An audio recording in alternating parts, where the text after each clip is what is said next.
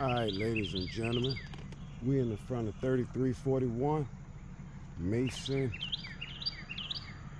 3341 Masonville. This here going for $8 grand, y'all. Look like somebody just vacated this property real recent, if they not still really living in here. However, well, they ain't even got no light meter box here, so ain't no telling. Yeah,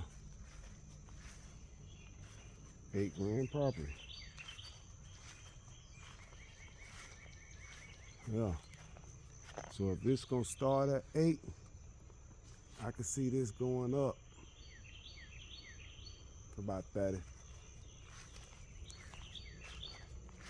It's a good property.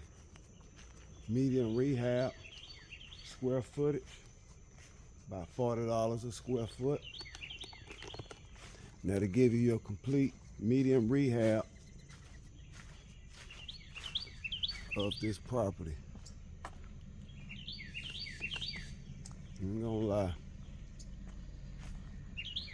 They had a little note in the door. They ain't got no lights on. So it looked like they just up and vacated, because they know the taxes was coming.